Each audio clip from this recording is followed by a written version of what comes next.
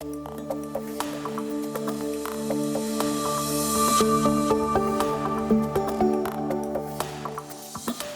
Peter, let's segue into governance. Obviously, governance is in the limelight for all host of reasons, ESG, DEI, and whatever. And as you said earlier in your introduction, you've served on 20 plus public or private boards. So you are kind of the epitome of this governance evolution anyway.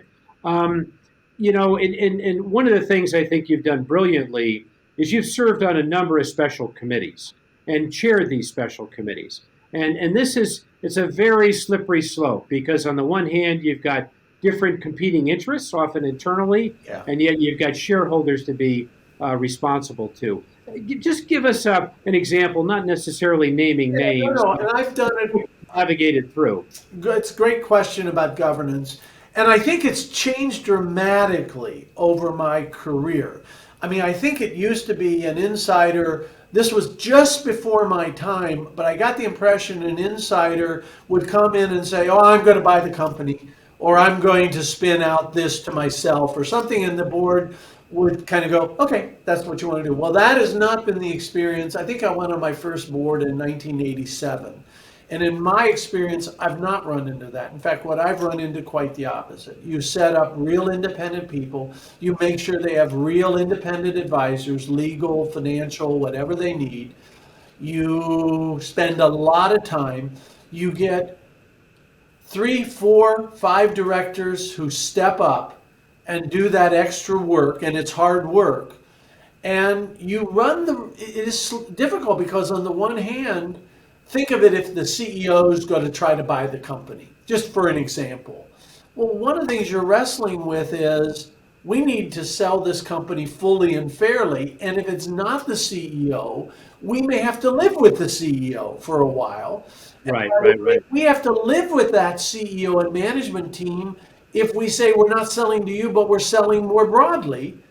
And they have to help in that process. So it is a challenging exercise. And what I would really say, Bill, that I learned most, and it's about what makes a good director.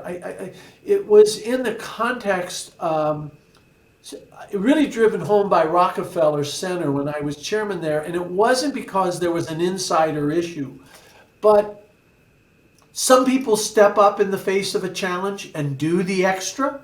And some people step back, and everybody's equally credentialed. Everybody is equally smart. And in tough times, and especially like you're talking about in a special situation where there are conflicts floating around, you need people who will step up, not just stand still or step back. Right. And I don't know if I ever said to you, but echoes, Pete Peterson was a friend and we were on a board together. And for those that don't know, legendary guy, one of the co-founders with Steve Schwarzman of Blackstone, but many other achievements. And I was once saying to Pete that I was shocked how a lot of my faculty friends at Wharton and others, when I had to end up spending like 2,000 hours as chairman of Rockefeller Center, non-executive, in a year, 2,000 hours. No chairman, non-executive is expecting to spend 2,000 hours. But Are you getting paid by the hour or what? Yes, but like a penny an hour, But the point is, I said, Pete, I was really surprised. Pete was a generation older than us. And I said, Pete, I'm really surprised. Me too.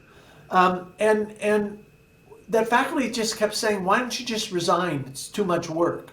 And I said, well, that's crazy. And Pete made a really brilliant comment, which I thought is brilliant, which was, and that's why you get asked and put in these positions and they don't.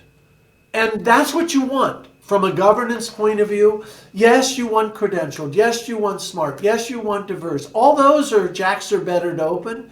What you want is when times are tough, conflict or otherwise, people who will step up, not stand steady or step back. Now, not everybody can step up and take the leader position, but they're willing to be there.